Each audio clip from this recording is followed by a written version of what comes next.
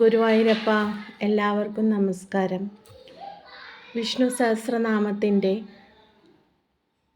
നാമങ്ങളുടെ അർത്ഥങ്ങളിൽ നമ്മൾ 9-ാമത്തെ ശ്ലോകം 10-ാമത്തെ ശ്ലോകം ഇതാണ് ഇന്ന് പറയാൻ പോകുന്നത്. അപ്പോൾ എല്ലാവരും വീഡിയോ മുഴുവൻ കാണാൻ ശ്രമിക്കുക.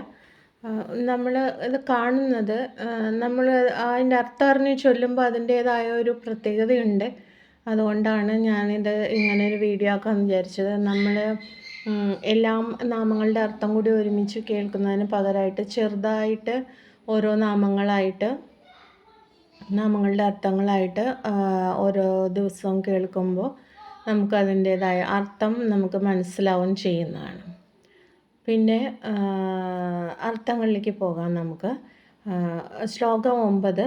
ഈശ്വരോ വിക്രമീ ധന്വി മേധാവി വിക്രമ ക്രമ അനുത്തമോ ധുരാദർശ കൃതജ്ഞ കൃതിരാത്മവാൻ. ഇവിടെ ഈശ്വര എന്ന് പറഞ്ഞാൽ എല്ലാം കൂടി ഉള്ള, അതായത് എല്ലായിടത്തും നിറഞ്ഞു നിൽക്കുന്ന എല്ലാ ശക്തിയുമുള്ള അത്രയും വലിയ ശക്തി, അതാണ് ഭഗവാൻ എന്ന് പറയുന്നത്. എല്ലായിടത്തുമുള്ള ശക്തി, എല്ലായിടത്തും നിറഞ്ഞു നിൽക്കുന്ന ആ ശക്തി, അതാണ് ഭഗവാൻ ഈശ്വരൻ. വിക്രമി, ഭഗവാൻ എന്ന് പറഞ്ഞാൽ ഏറ്റവും വലിയ ശക്തിയാണ്.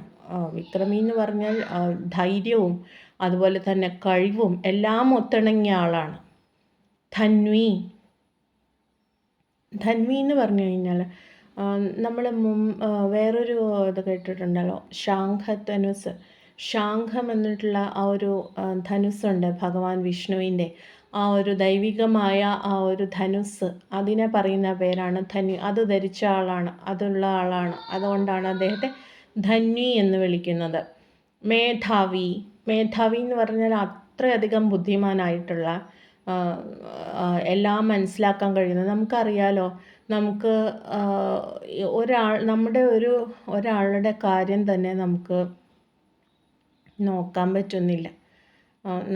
നമ്മുടെ വീട്ടിൽ തന്നെ ആയാലും നമ്മളിപ്പോൾ ശ്രദ്ധിക്കുമ്പോൾ നമുക്ക് കുട്ടികളുണ്ടാകും, മുതിർന്നവരുണ്ടാകും. നമ്മുടെ ഒരാളുടെ കാര്യം തന്നെ നമുക്ക് എല്ലാ കാര്യവും അറിയില്ല. പലതും നമ്മൾ പറയും ഭഗവാന്റെ കയ്യിലാണെന്ന്. അതുപോലെ എത്രയെത്രയോ ജീവജാലങ്ങളും ചരാചരങ്ങളൊക്കെ ഉള്ളതാണ്. അതിൻ്റെ എല്ലാ കാര്യങ്ങളും അറിയുന്ന, അതിനെയൊക്കെ നയിക്കുന്ന അപ്പോൾ ആൾ എത്രയധികം ബുദ്ധിമാനായിരിക്കണം. അപ്പോൾ അതാണ് അങ്ങേയറ്റത്തെ ബുദ്ധി, അതാണ് മേധാവി.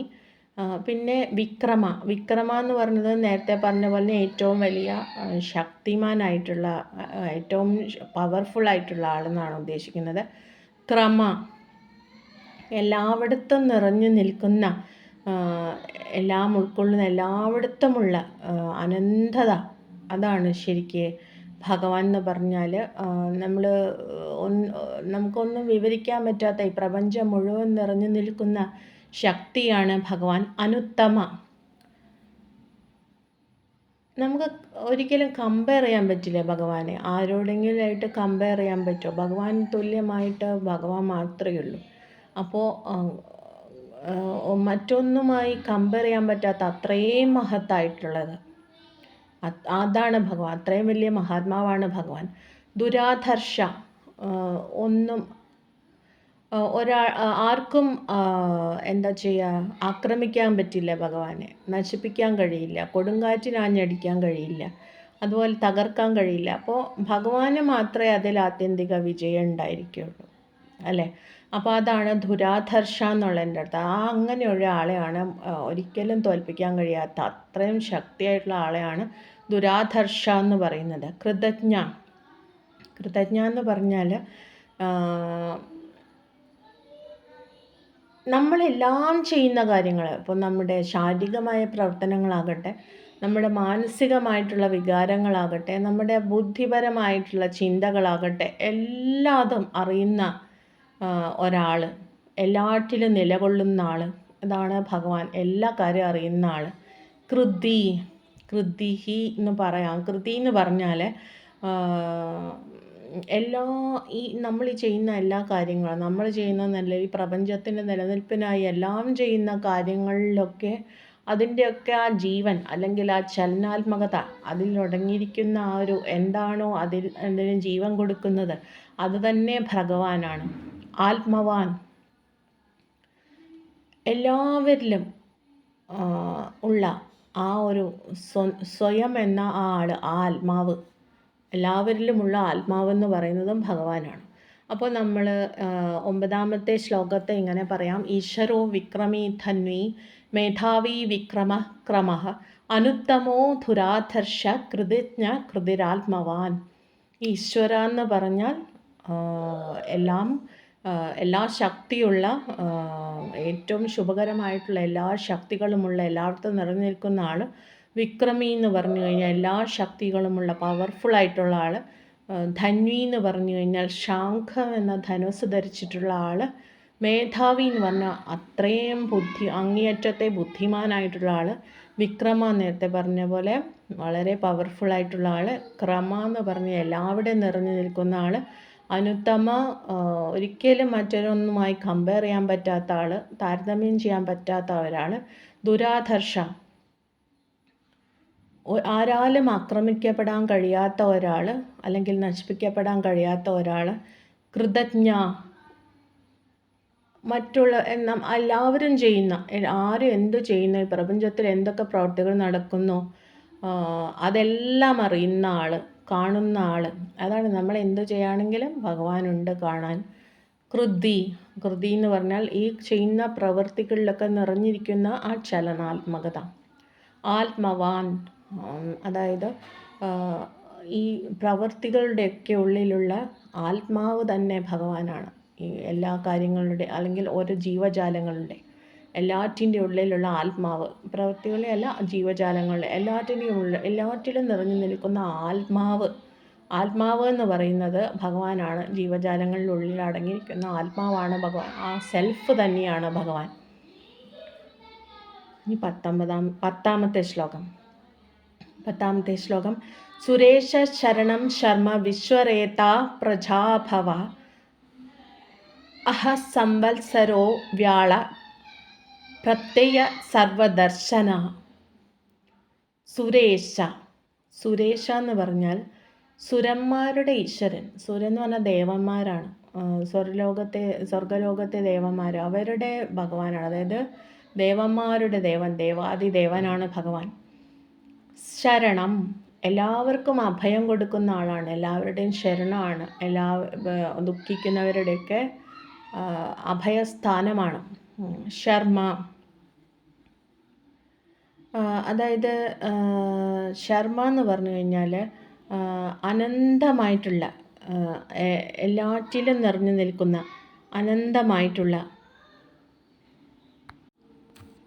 ആനന്ദമാണ്, പരമമായ ആനന്ദം എല്ലാറ്റിലുമുള്ള. അതായത് നമുക്ക് തോന്നും, നമ്മൾക്ക് എന്താ പറയുക, ആനന്ദം തോന്നുമ്പോൾ നമ്മളുടെ പരമാനന്ദം എന്താണ്, അതാണ് ഭഗവാൻ എന്ന് പറഞ്ഞാൽ. അങ്ങേയറ്റമുള്ള, എല്ലാറ്റിലും വെച്ചിട്ട് ഏറ്റവും വലിയ ആനന്ദം, അതാണ് ഭഗവാൻ എന്ന് പറഞ്ഞാൽ.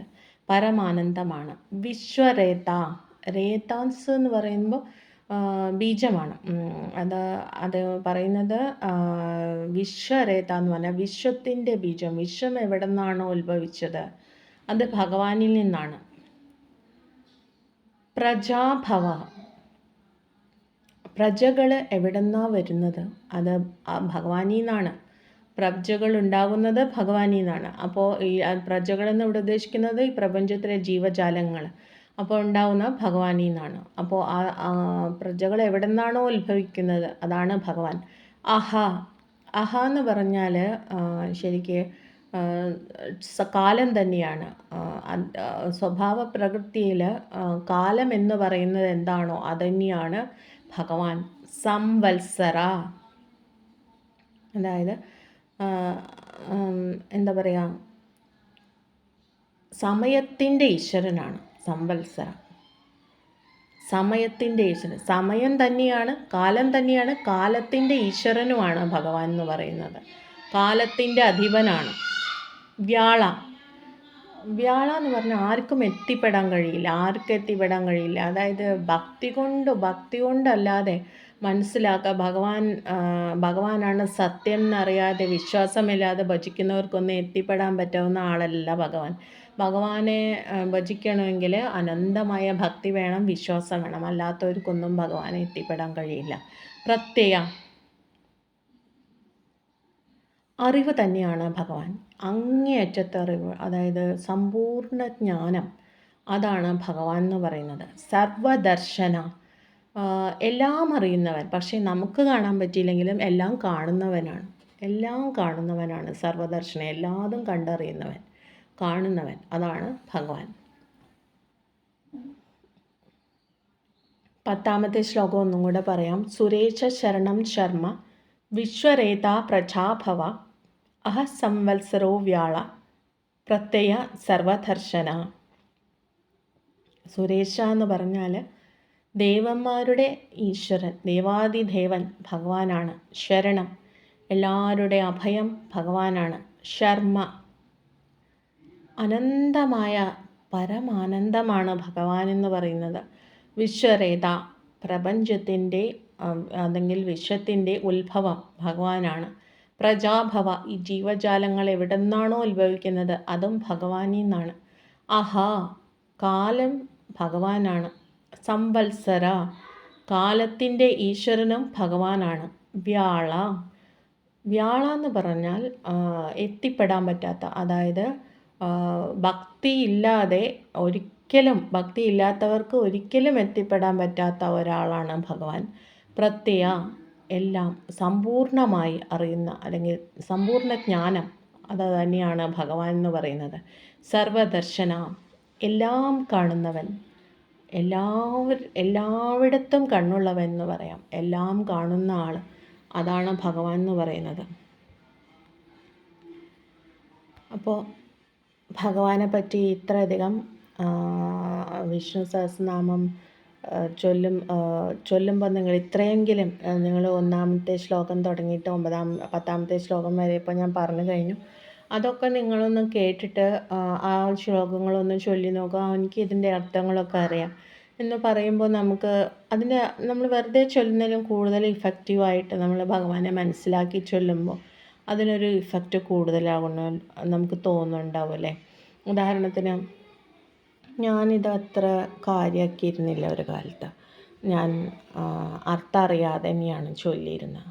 അപ്പോൾ എൻ്റെ ഹസ്ബൻഡാണ് വളരെ നല്ല അർത്ഥമൊക്കെ അറിഞ്ഞ് ചൊല്ലുന്ന ഒരാൾ. അപ്പോൾ അദ്ദേഹം ഇത്രയും അർത്ഥം അറിയുന്നതിന് മുമ്പ് അദ്ദേഹം ഇങ്ങനൊരു വഴിപാട് പോലെ വിഷ്ണു സഹസ്രനാമം ചൊല്ലുന്നത് ഞാൻ ശ്രദ്ധിച്ചിട്ടുണ്ട്. അത് കഴിഞ്ഞ് അർത്ഥം അറിഞ്ഞ് വായിച്ചറിഞ്ഞ് ചൊല്ലുമ്പോൾ അദ്ദേഹം ഓരോ നാമം ചൊല്ലുമ്പോഴും അത്രയും ഡീപ്പായിട്ട് ആ അർത്ഥത്തിൽ മുഴുകിയിരുന്ന ഭഗവാനെ ഭജിച്ചിരുന്ന് ചൊല്ലുന്നത് ഞാൻ കണ്ടിട്ടുണ്ട്. അപ്പോൾ അദ്ദേഹം എന്നോട് പറയാറുണ്ട്, ഇതിൻ്റെ അർത്ഥം അറിഞ്ഞ് ചൊല്ലി നോക്കൂ, അതിന് പ്രത്യേക വിശേഷമാണെന്നുള്ളത്. അപ്പോൾ നമ്മളുടെ ഉള്ളിൽ അത്രയും നേരം ഭഗവാൻ തങ്ങി നിൽക്കുമ്പോൾ ആ ഓറ നമുക്ക് കുറേ നേരം കൂടെ നമുക്കറിയാലോ, വിഷ്ണു സഹസ്രനാമം എന്ന് പറഞ്ഞാൽ അത്രയും ശക്തിയുള്ള ഒരു നാമമാണ്, ഭയങ്കര പവർഫുള്ളാണ്. നമ്മൾ എന്നും വിഷ്ണു സഹസ്രനാമം ചൊല്ലി നോക്കൂ, നമുക്ക് ഒന്നും ഏൽക്കില്ല, ഒരു ശത്രുബാധ, ഒരു ദോഷമോ ഒന്നും നമ്മളെ ഏൽക്കില്ല. അത് ദിവസം മുടങ്ങിയാൽ നമ്മളെ നെഗറ്റീവ്സ് വന്ന് പിടിക്കുന്നതെന്ന് നമുക്ക് തോന്നും. ആ വിഷ്ണു സഹസ്രനാമത്തിന് നമ്മൾക്ക് ചുറ്റും ഉണ്ടാക്കാൻ പറ്റാവുന്ന ഓറ ഭയങ്കരമാണ്. അപ്പോൾ ഞാനും പിന്നീട് അതിൻ്റെ അർത്ഥം മനസ്സിലാക്കിയിട്ട് ചൊല്ലാൻ തുടങ്ങിയപ്പോൾ എനിക്കും ഭയങ്കര ഒരു മാറ്റം എനിക്ക് ഫീൽ ചെയ്തിട്ടുണ്ട്. പിന്നെ ഞാൻ വളരെ ഒരു വീഡിയോ പണ്ടിട്ടിരുന്നു. ശ്രീ മണ്ണത്ത് നരസിംഹമൂർത്തി, മഹാവിഷ്ണു നരസിംഹമൂർത്തി ക്ഷേത്രം എന്ന് പറയും. ശ്രീ മണ്ണത്ത് മഹാവിഷ്ണു നരസിംഹമൂർത്തി ക്ഷേത്രം, അത് തൃശ്ശൂർ ജില്ലയിൽ കോനിക്കരയാണ് സ്ഥിതി ചെയ്യുന്നത്. അത് തലൂർ ബൈപ്പാസ് അതിനടുത്താണ് ആ അമ്പലം ഉള്ളത്. അപ്പോൾ അതിനെ പറ്റിയൊരു വീഡിയോ ഇട്ടിട്ട് അത് അറിയാനിടയായിട്ട് ഒരുപാട് പേര് അത് പലർക്കും അവിടെ അടുത്തുള്ളവർ തന്നെ പലരും അത് കേട്ടപ്പോൾ പലർക്കും അറിയുന്നുണ്ടായിരുന്നില്ല. അതായത് നരസിംഹമൂർത്തിയുടെ ഗർജനം വിഗ്രഹത്തിൽ നിന്ന് കേട്ടു എന്ന് പറഞ്ഞിട്ടുള്ള ഒരു വീഡിയോ ആണ് ഇട്ടിരുന്നത്. അത് ഒരുപാട് പേരിൽ അത് ഒരുപാട് വിശ്വാസം ഉണ്ടാക്കാൻ കഴിഞ്ഞിട്ടുണ്ട് ആ പ്രദേശത്തുകാർക്കും എന്നൊക്കെ കേട്ടപ്പോൾ എനിക്ക് ഭയങ്കര ഒരു സന്തോഷമായിട്ടുണ്ട്. അത് ആ ഭാഗത്തുള്ളവർ അതിനെ പറ്റിയിട്ട് അമ്പലത്തിൻ്റെ ഒരു ചൈതന്യത്തിനെ പറ്റി പണ്ട് പറഞ്ഞു കേട്ടിട്ടുണ്ട്. പിന്നെ ഞാൻ പോയിട്ടുമുണ്ട്. അപ്പോൾ ഇപ്പോൾ ഈ അവസരത്തിൽ എനിക്ക് പറയാനുള്ളത് അവിടുത്തെ ഒരു പുനരുദ്ധാരണ പ്രവർത്തനങ്ങളൊക്കെ നടന്നുകൊണ്ടിരിക്കുകയാണ്. അപ്പോൾ ആ ഭാഗത്തുകാരാരെങ്കിലും ഈ വീഡിയോ കാണുന്നുണ്ടെങ്കിൽ അതിലൊക്കെ പങ്കാളിയാവാനായിട്ട് ശ്രമിക്കുക. അത് ഭഗവാന്റെ ഒരു അനുഗ്രഹം എല്ലാവർക്കും ഉണ്ടാവണം. അപ്പോൾ ആ ഭാഗത്തുകാരൊക്കെ ഒന്ന് താല്പര്യമുള്ളവരൊക്കെ അവിടെ ക്ഷേത്ര സമിതിയായിട്ട് അമ്പലമായിട്ട് ബന്ധപ്പെടാനായിട്ട് ശ്രമിക്കണം കേട്ടോ. അമ്പലം വളരെ ഒരു നല്ല രീതിയിൽ എത്താനായിട്ട് താല്പര്യമുള്ളവർ ഒരുപാട് പേരുണ്ട്. അപ്പോൾ അമ്പലത്തിൻ്റെ പ്രാധാന്യം എന്ന് പറഞ്ഞാൽ അവിടുത്തെ മഹാവിഷ്ണുവിൻ്റെ വിഗ്രഹം ഗുരുവായൂരപ്പൻ്റെ വിഗ്രഹത്തിന് തുല്യമാണെന്നാണ് പറഞ്ഞു കേട്ടത്. അതുപോലെ തന്നെ അത് പ്രശ്നത്തിൽ കണ്ടതാണ്. അതുപോലെ നരസിംഹമൂർത്തിയാണ് അവിടുത്തെ പ്രധാന പ്രതിഷ്ഠ. അത് ഇപ്പോഴും ജീവനുള്ള, ശരിക്കും എല്ലായിടത്തുള്ള ആ ജീവനുണ്ട് എനിക്കെന്ന് നമ്മൾ ചിന്തിക്കും കല്ലിന് ജീവനുണ്ടോയെന്ന്. അതേ കല്ലിന് നൊന്താലും കരയുന്നു കേട്ടില്ലേ, അതുപോലെ ഗർജിച്ച അത് എപ്പോഴും ഇടയ്ക്കിടയ്ക്ക് അവിടെ ഗർജനകൾ കേൾക്കുന്ന അത്രയും ശക്തിയായിട്ടുള്ള ഒരു നരസിംഹമൂർത്തിയാണ്. അതുപോലെ അവിടെയുള്ള വഴിപാടുകളെന്ന് പറഞ്ഞാൽ ഇപ്പോൾ ചിങ്ങം 1 മുതൽ കുറേ പുതിയ വഴിപാടുകളൊക്കെ തുടങ്ങുന്നുണ്ട്. അപ്പോൾ അമ്പലത്തിൽ പുതിയ ഒരുപാട് വഴിപാടുകൾ അവർ ഇപ്പോഴുള്ളത് കൂടാതെ കുറേ വഴിപാടുകളൊക്കെ ലിസ്റ്റാക്കിയിട്ടുണ്ടെന്ന് പറഞ്ഞു. അപ്പോൾ ആ വഴിപാടുകൾ അവിടുത്തെ എന്തെങ്കിലും നമുക്ക് വേണ്ടത് എന്താണെന്ന് വെച്ചാൽ അവിടുത്തെ തിരുമേനിയോട് കണ്ടിട്ട് എന്താണ് പ്രശ്നം എന്ന് പറഞ്ഞു കഴിഞ്ഞാൽ ആ തിരുമേനി അത് പറഞ്ഞു തരും. എന്ത് വഴിപാടാണ് നിങ്ങൾക്ക് ചെയ്യേണ്ടത്, നിങ്ങളുടെ അസുഖമാണോ അല്ലെങ്കിൽ ജോലി കിട്ടാണ്ടാണോ, അങ്ങനെ. അപ്പോൾ ആ തിരുമേനി പറയുന്ന വഴിപാട് ചെയ്യുമ്പോൾ അതിനൊരു ഫലം ഉണ്ടെന്നുള്ളത് പലരും പറഞ്ഞു കേട്ടിട്ടുണ്ട്. അപ്പോൾ അത് എല്ലാ അമ്പലങ്ങളും അങ്ങനെ തന്നെയാണ്. പക്ഷേ ഞാനിവിടെ ഇപ്പോൾ അവിടെ അവരെ ഊർജിതമായിട്ട് അവിടെ നല്ല രീതിയിൽ അമ്പലമായി കാണാനായിട്ടും, പിന്നെ ഞാനത് വീഡിയോ ഇട്ടതിന് ശേഷം എനിക്ക് അമ്പലത്തിനെ പറ്റിയിട്ട് കുറച്ച് പേരെങ്കിലും അറിഞ്ഞുവെന്നും കൂടി അറിഞ്ഞു. പിന്നെ വീഡിയോ കിട്ടിയിട്ട് അവിടെ നിന്ന് കുറച്ച് പേര് വിളിച്ചിരുന്നു. അപ്പോൾ എനിക്ക് സന്തോഷം തോന്നി. അപ്പോൾ അതും കൂടി പറയാനാണ് ഞാൻ വീഡിയോ ഇടുന്നത്. അപ്പോൾ എല്ലാവർക്കും നന്ദി, നമസ്കാരം, ഹരേ കൃഷ്ണ.